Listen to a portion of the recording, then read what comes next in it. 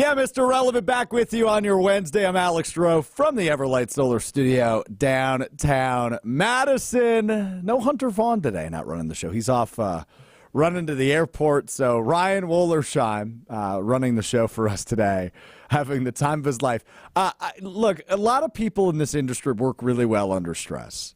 I don't know if Ryan Wollersheim falls under that category. How are you feeling back there as we start the show 6 minutes late? That's incredibly rude of you to say that to me, Strouf. Look, Hunter Vaughn is a great friend of mine and a great producer in his own. Yeah. But his mind works in very specific ways that mine does not. And because of that, it did take me a little longer to get it off the ground today. So Jen Lada, Jen Gabe and Chewy, College Game Day on ESPN, is going to join us in about 5-10 minutes to talk about a ton of things. I have like a million questions for her, so looking forward to that conversation coming up in a minute. But I just can't get past the fact that Ryan is sifting through, I don't know, what would you say, 70 different options to get just a rundown on the screen. I think 70 is being a bit too you're undervaluing it there. I think I would take the over-unders around 90 right now, and I'm thinking triple digits. All right, let's dive in. So, Strouf's notes, as always. If you're watching on the video side, you can see it on the right side of the screen. I've got a couple thoughts about a couple different things going on in the state of Wisconsin this week. But I'll lead with 105. 105, my note, as the Wisconsin Badgers men's basketball team opens their season just a couple of days ago, Monday night, at the Kohl Center against Arkansas State. They put up 105 points, a Kohl Center record. This is a team that returns over 90% of their scoring, that returns all 5 of their starters from a year ago, and you add in a 6th starter, essentially, with A.J. Storr coming over from St. John's. He scores 15 points in his Badgers debut. Chucky Hepburn leads the way for Wisconsin with 20. It's a balanced offensive attack. This is not the same team they were a year ago. So for all of you that since the good Final Four teams that have been saying, I can't watch Wisconsin basketball, they're too slow and too white and don't know how to play offense, I'm happy to report that is not the case this year. This is a good basketball team.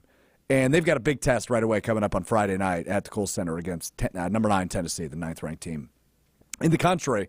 So we're going to find out who this team is really fast. Obviously, Friday is a big test, but you open, and I talked about this the other day, you open the December stretch of your schedule against a top 5 team in Marquette. And then you go to what was number 4, who lost in their opener, at Michigan State on that Wednesday, and then you follow that up going to number 12, Arizona, in the first week of December. So very quick, we're going to find out what this team is, but I think this is a team that can play offense for the first time. Essentially in a long time. All right, note 2, Mark Murphy does his Take 5, the president and CEO of the Packers, does his Take 5 column at the beginning of every month. And earlier this year, during the offseason, Mark Murphy made the comment about how it's probably going to be about 8, 9, 10 weeks, about halfway through the season when we can make a decision on Jordan Love. Mark Murphy walks those comments back this week in his column, which just, again, is a reminder about Mark Murphy, who, from a business perspective, has been a good president and CEO for the Packers, but from a football perspective, probably not so much. That he just shouldn't talk as much as he does. He just shouldn't talk as much as he does. Every time he speaks, it seems like he just says something stupid. Like, I continue to think back to the WIAA girls basketball state championships when Mark Murphy made the comments about Aaron Rodgers prior to trading him and how they had agreed that they will do the trade, blah, blah, blah, blah, yada, yada, yada.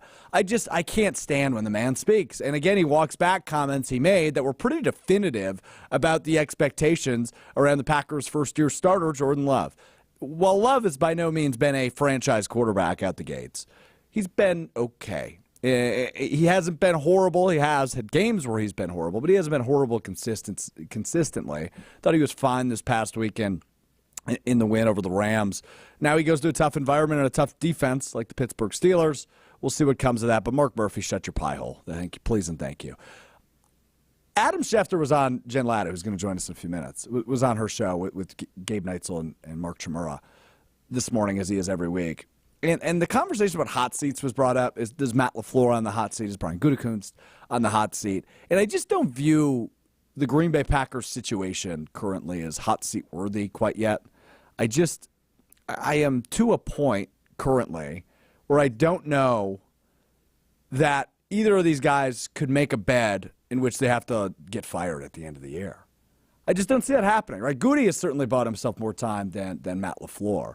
But I just don't know how bad this team can be to the point where Matt LaFleur would get fired. So I don't think hot seats exist quite yet, but they go on another 4-game losing streak.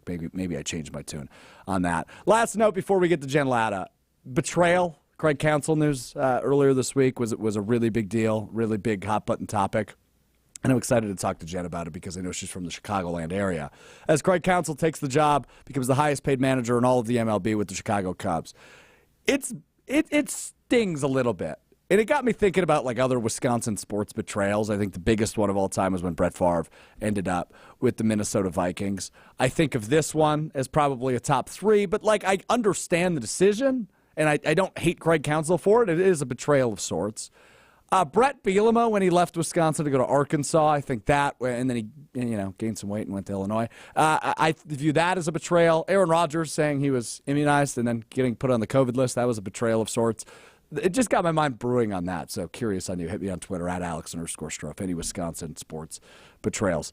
All right, we'll talk to Jen Lada coming up next. We'll talk a little college football. We'll talk about the Craig Counsell news because I know her and I kind of feel the same way, but being from the Chicagoland area, I'm curious on how she views this, as well as all things college football. That's coming up next. It's Mr. Irrelevant. I'm Alex Strouf. All right, our conversation with Jen Lada from Jen, Gabe, and Chewy and College Game Day coming up next. As always, brought to you by our friends at Door County Distillery. Locally produced, handcrafted, and award-winning spirits made locally in Door County. I love them because they do it better than everybody else, whether it is their award-winning bourbons, whether it is the Rock Island rum. I love the cherry brandy. I've told you about it before. I think it makes a great old-fashioned. Anything you want, anything you need, Door County Distillery has it covered. Visit their website, doorcountydistillery.com, to find the retailer nearest you, as well as a huge list of unique cocktail recipes. Again, that's doorcountydistillery.com. Make your holiday gathering the best. Make it the best with the best. That's Door County Distillery. All right, let's talk to Jen Lada.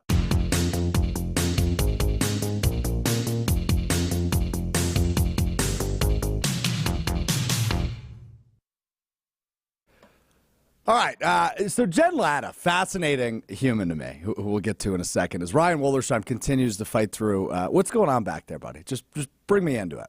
I would just ask you not to talk to me right now. Okay. let me just work through this. All right, very good, very good. So Jen travels, obviously, every week for College Game Day on ESPN, and we've been trying to make this conversation happen, and now Ryan's going to go ahead and make it not happen. I'm going to blame Ryan on this one. We're going to make, as he flips me the bird, rightfully so.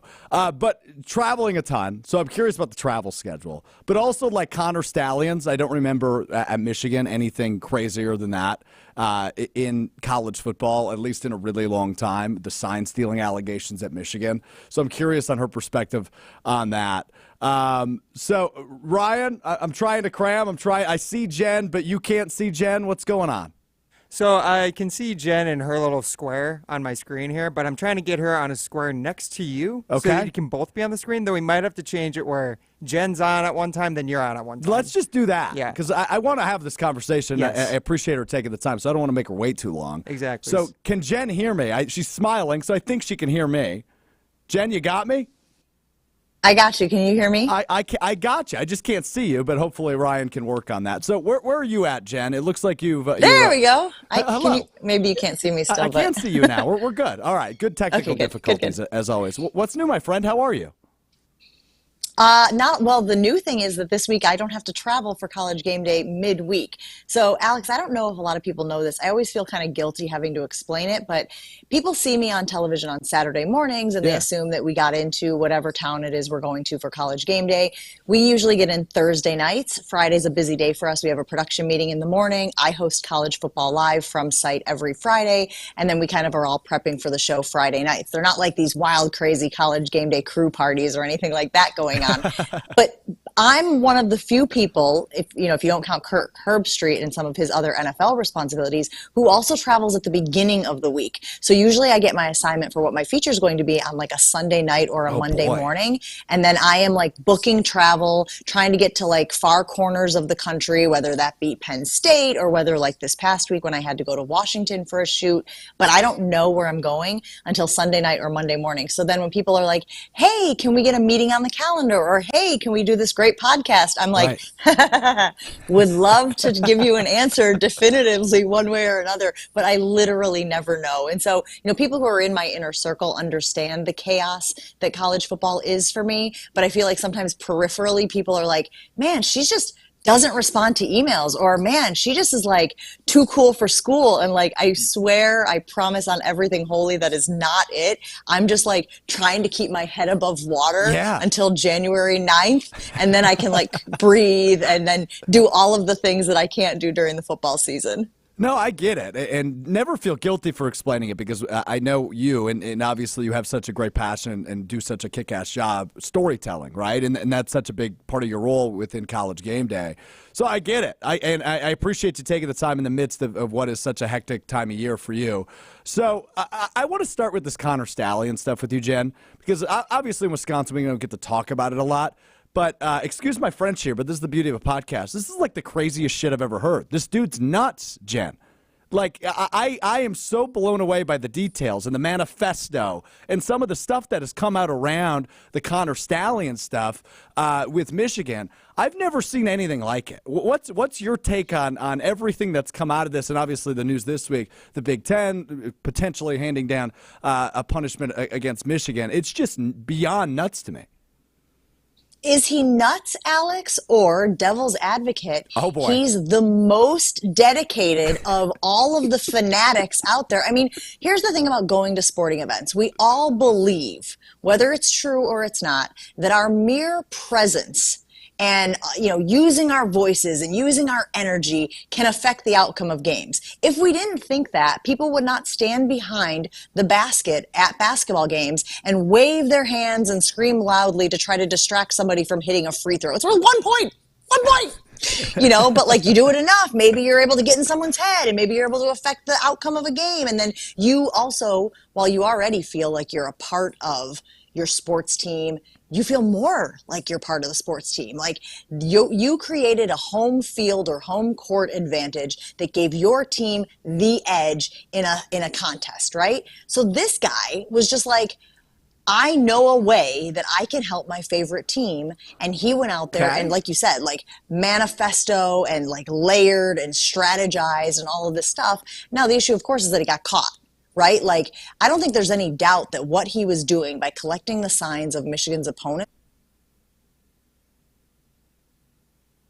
video that we saw like a week ago or 2 weeks ago, it's hard to keep track how quickly the story progresses, but of like him seeing something and then everybody on the sideline going like thumbs up, up in the air, and then the defense adjusting. And you remember that video? Yeah. So like, there's no doubt in my mind that the information he was gathering by all of his like, shady behaviors was helping the team.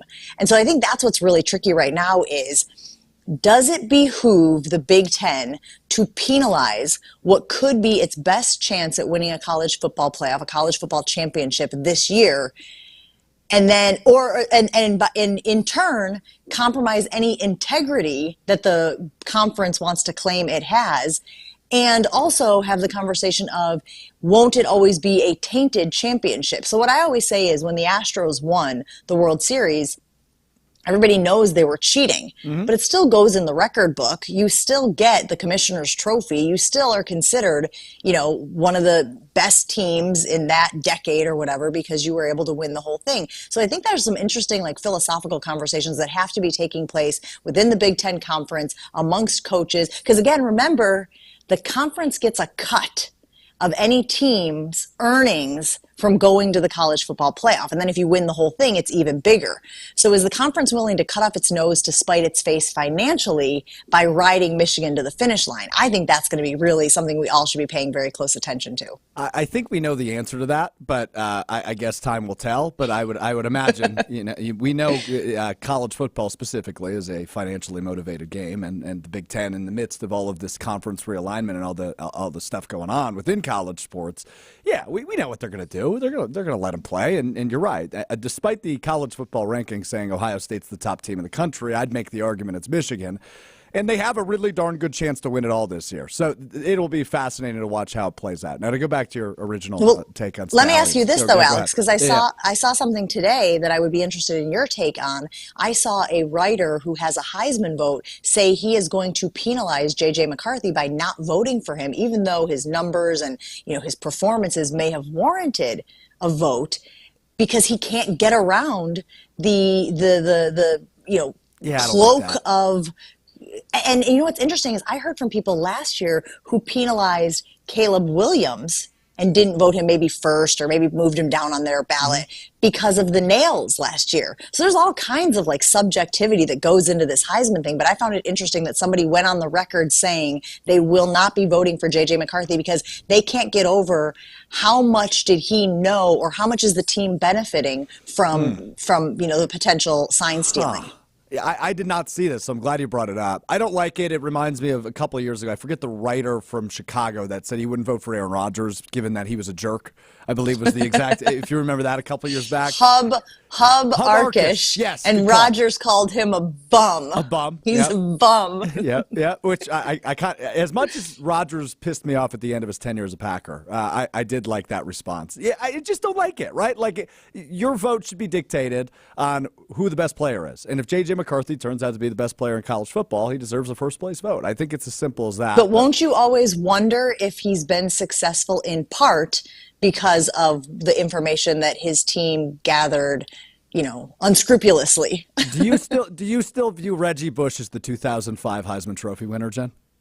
Absolutely, because the sport has evolved now to the point where what he was doing is so commonplace now. We celebrate it and we reward it, right? So unfortunately, and everybody was doing it, it's just unfortunate that he, earned that distinction and also was busted for it.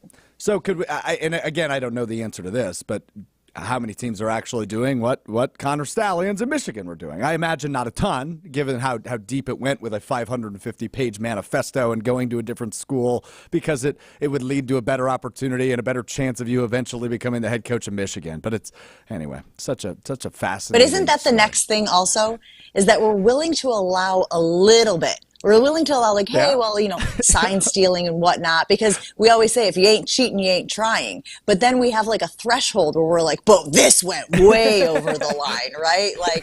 Cheat a little, don't do it so elaborately that, we can't look away. That's so funny. Yeah, it's bananas. So from cheating to betrayal, I guess is the word that's popped up a lot with Craig Counsell. I heard you on the reaction show earlier this week, and I thought you actually had a very level-headed response, but then I remembered you are from the Chicagoland area. Are you a Cubs fan, Jen? So I haven't been a Cubs fan in years. So when we were living in Connecticut, we actually went to the World Series in 2016. It's cool experience and a memory that I would never sacrifice for anything. Even people who want to accuse me of being a homer in this particular instance. But I couldn't tell you who the starting rotation of the Cubs are. I couldn't tell you what their record was last year. I could barely tell you what their record was against the Brewers last year. So I wouldn't consider myself a devoted, diehard fan. I grew up in Illinois. I don't think people should be blamed for where they grow up. I've lived in Wisconsin now. I went to Marquette for 4 years. Right. I covered local sports here at Fox 6 for 7 years, and we've now lived here for 4 years since I moved back from Connecticut. So I'm always fascinated when people want to do lowest hanging fruit of I can't possibly be objective about something because of where I was born, which I can't control, and none of us can, right? It's just wherever our parents decided to put down roots. So that's always a fascinating dynamic to me. I always talk about how Mike Greenberg is clearly a Jets fan and leans into that. And I don't see anybody saying to him on Get Up or in the comments section, you can't possibly be objective about any other team other than the New York Jets. But I digress. My opinion of Craig Counsell and how this all went down has nothing to do with having grown up in Illinois or having been to the World Series and cheered for the Cubs in 2016. It is all about how Craig Counsell's a good dude. And everybody before 2 days ago in Wisconsin would have said the exact same thing. And how in Wisconsin, one of the great things about this state and this fan base is that we cheer for our own, right? I mentioned Dare Ogunbowale, which if you're a peripheral sports fan, you might not even know who that is. But he goes out there and kicks a field goal the other day in the NFL. And I saw people celebrate. I mean, Lance Leipold is another example, having tremendous success at Kansas and prior to that at Buffalo. And here in Wisconsin, we're like, yes, go Lance. You keep it up. Because we want to see people reach the pinnacle of their career. And Craig has done that. And I understand that, fan is short for fanatic, and there's always going to be emotion involved. And when you feel like you've lost a really talented manager, there's going to be some feelings associated with it. But I'm just asking everybody to have some appreciation for what Craig Counsell did for this organization, 1, as a player, 2, as a manager, 3, as a representative of Wisconsin and Whitefish Bay and the Milwaukee community, and appreciate that he is now the highest paid manager in the history of Major League Baseball, and maybe just for a moment be able to hold 2 thoughts in your brain at the same time. One, which is, I hate that he is going to manage and potentially make better a rival team. But I also am happy for him to have gotten this huge paycheck, to have gotten the recognition he deserves, and to be setting his family up for generational wealth and success. I think we can do that. And I just don't think we saw enough of that in the immediacy of the announcement.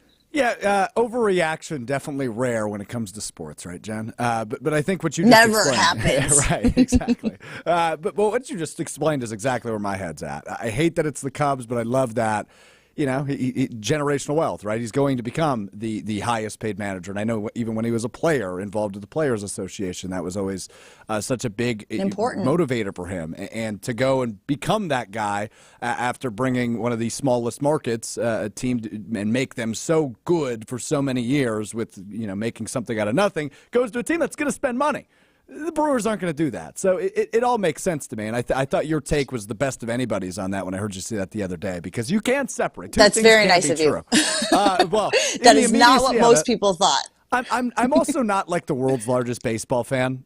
So if this was, I don't know, if this was Matt LaFleur leaving to go coach the Bears, I probably am more to the tune of what a lot of people's thoughts were on Monday when Craig Counsell was announced for the Cubs.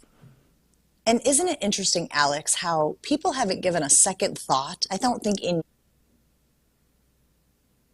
remember where Dale Swaim ended up managing in the major leagues? I don't. He was the manager of the Cubs. Oh, good. And so he obviously was a Brewers player, and he was the bench coach for Ned Yost. And then he got an opportunity to be a major league manager down in Chicago. And I don't remember there being any vitriol or being manager of the Cubs. And here's another name that I haven't heard a lot of people talk about, but I think it bears a little bit of relevance. Where is Jim Leonard coaching now? Illinois.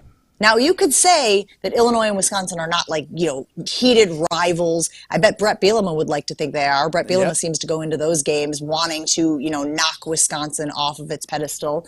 But he was a Wisconsin kid who obviously coached at Wisconsin. It didn't shake out for him where he got the job, right? And there are some people who are always going to defend him because of that.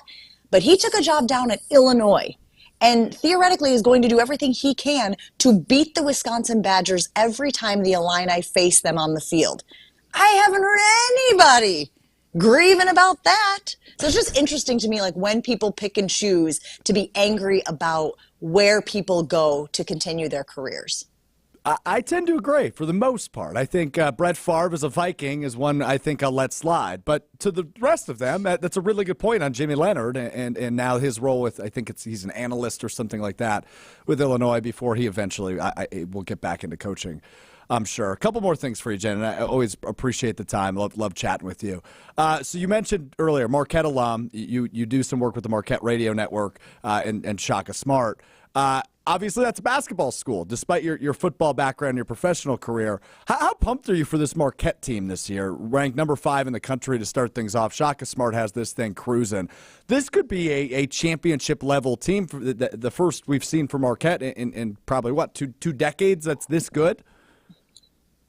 2 decades was when I was at Marquette the first time around, and Dwayne Wade was there, and we obviously had the Final Four run. I went to an event last week, like a blue and gold kickoff type of event for Marquette, and I wore an old T-shirt that I found from the Final Four that I had purchased in New Orleans when my girlfriends and I had road tripped down there, and I was like, still fits. So that was a huge win.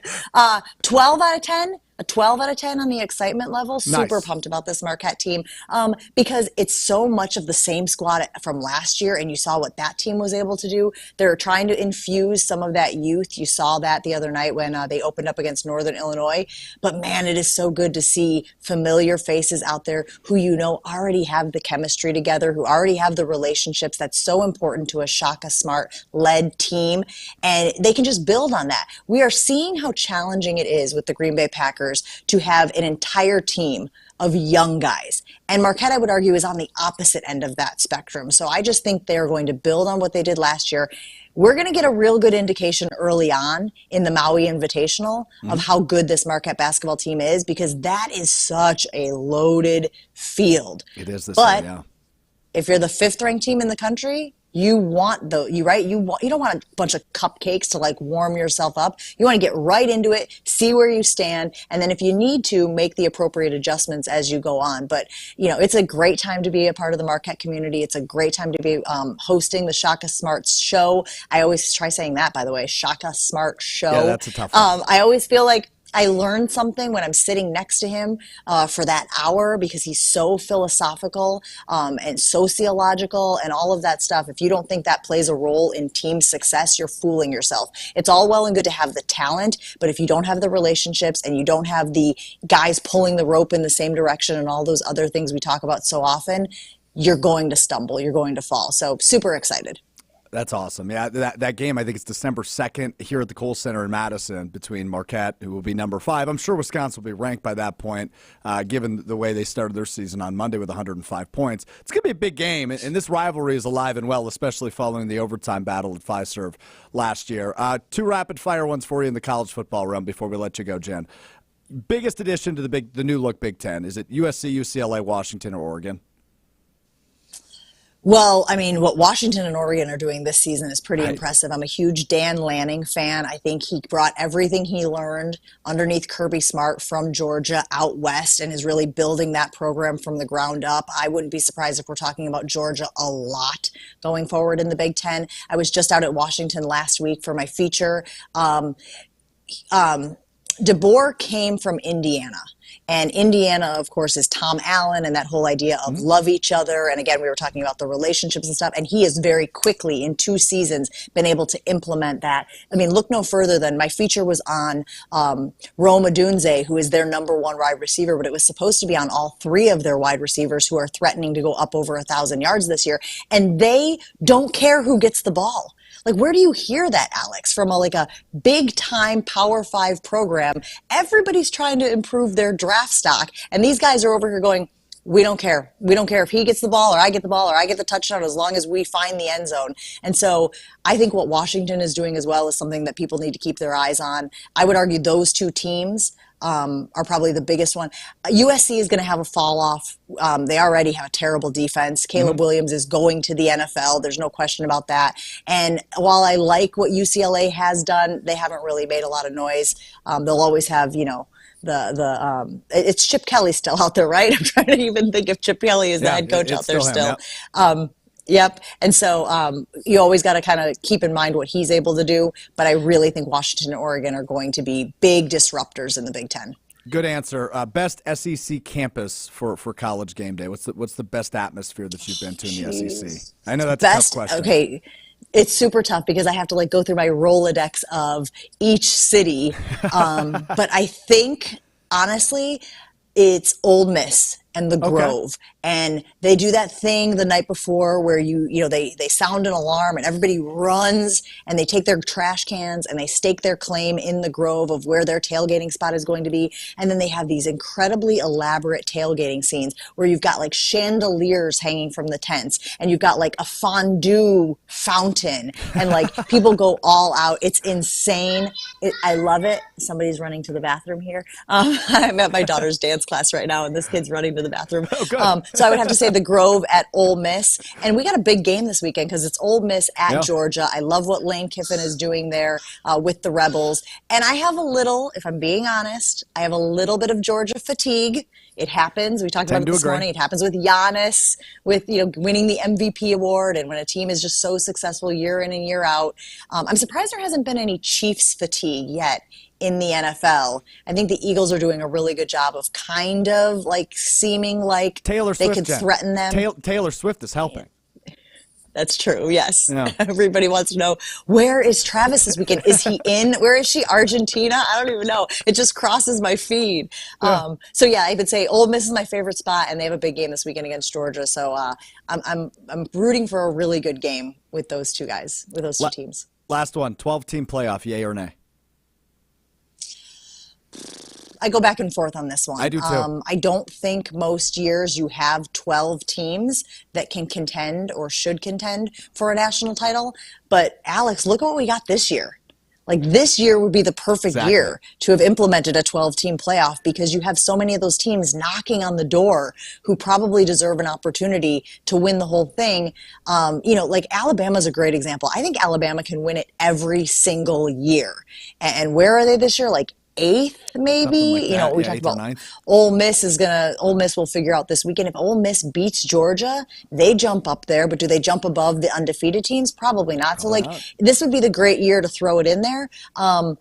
Look, it's going to be more work for me. So I suppose from that aspect, I would say, no, keep it the way that it is. We don't need any more playoff games. But we're just plugging along at this point, man. I always say to people, I want the football season to go quickly because it is exhausting. It's a huge grind.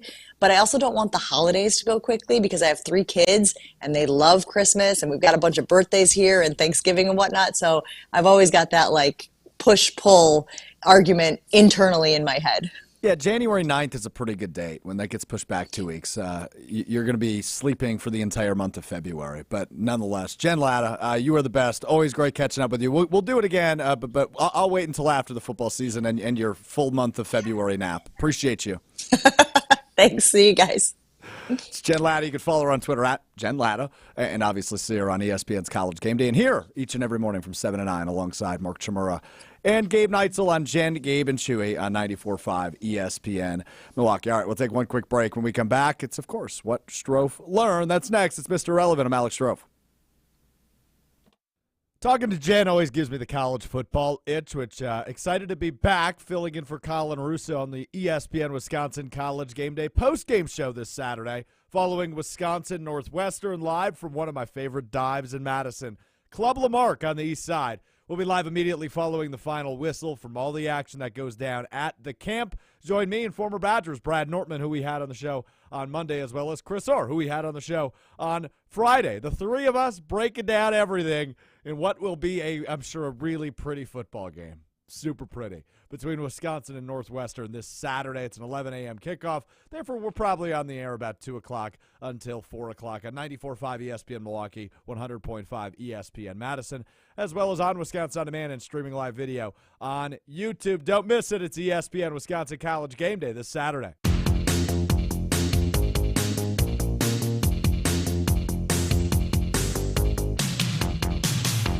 Thanks again to Jen Lada for joining us today on Mr. Irrelevant. You missed any of the conversation. If you're watching us live, make sure you check out the podcast feed on Apple Podcasts, Spotify, or wherever you get your podcasts. We'll also air quite a bit of it tonight on 100.5 ESPN. Mr. Irrelevant Prime Time is back, which is fitting given that Primetime Wollersheim, our producer, in for Hunter Vaughn today. We will do that from 6 to 6:30 ahead of the Bucks game tonight. Okay, you pop it on the screen, and now you got rid of me. What's going on? No, you're back. What are you talking about? Yeah. You're the star. You're on the screen. Well, were you going to say something? Do you have something to say? I was just going to say it might be better to listen to the audio version of this one because the visuals were a bit bumpy today. Let's just say that. You kept us on the air though, which I appreciate, exactly. And that's all that matters. That's what matters to me. I'll compare this to the Packers win over the Rams on Sunday. It was not pretty at all. It was, in fact, kind of disgusting at times, but we made it through. So what Strouf Learned is always a fascinating segment because I'm kind of an idiot. We've talked about this many times before. You learn something new every day, as I do each and every day. What I learned is that Chick-fil-A actually not as bad as I thought. Ryan, I texted you about 11 o'clock this morning. I saw Chick-fil-A on my way to work, and I was like, I really haven't gone there in like 4 years outside of like sometimes I'll get chicken nuggies from there because as we've established on the show before, big nuggie fan. Okay. But today I got a spicy chicken sandwich deluxe. And I'd always thought that McDonald's and Popeyes outrank Chick-fil-A in terms of the chicken sandwich McDonald's? game. Yeah, well, I don't know. I'm not talking McChicken. I'm talking like their actual chicken sandwich that came out a few years ago when everybody was making a chicken sandwich. Yeah. The first one I had was amazing for McDonald's. And I'm not a big McDonald's guy, but they had a good chicken sandwich. Haven't had one since, but I remember it being very good. Popeyes has always been my number one. Okay. But the Chick-fil-A chicken sandwich, better than I remembered. Oh. Are you a Chick-fil-A guy? I mean, I'm not a Chick-fil-A guy. I don't go out to chicken sandwiches a lot. The thing is that when I go out to eat, it tends to be on Sundays. And that's my problem with Chick-fil-A. I can't go out there if I'm going to go out to eat. Why is Sunday your day to go out to eat? I don't know. It's kind of like my cheat day. It's my day off usually. I'm working a lot of Saturdays, similar to Jen Lada, where she has to travel for college Yeah, you guys game are. day. You're a multiple-time Emmy Award winner. Yeah. No, I'm talking about travel and work schedules. Similar, somewhat. Like I said, somewhat. But we obviously have our own ESPN Wisconsin College game day. You and I are both there most weekends. Yeah. So yeah, I mean, I don't really have time to go out to eat often. So Sundays is kind of my day to go, and Chick-fil-A doesn't fit that. Anti-Chick-fil-A. Interesting. Not anti. Yeah, you're anti. Okay. You're anti-Day of the Lord is what it sounds like to me. No, I'm praising the Lord by eating out at a local restaurant. At a freaking Applebee's. I went to an Applebee's with you on a Sunday did. once. All right. Anyway. All right. That does it for us today. We'll be back with you Friday. Hunter Vaughn will be back Friday to save the visuals. Praise the Lord on that one, Ryan. Yes, praise the Lord. Of course, you can catch Ryan every weekday at Rutledge and Hamilton with Jim Rutledge and Matt Hamilton from 4 to 6 on 100.5 ESPN. Appreciate you stepping in and appreciate you hanging out with us today. A big thanks again to Jen Lada. We'll do it again on Friday. It's been Mr. Relevant. I'm Alex Strouf. Have a great rest of your day.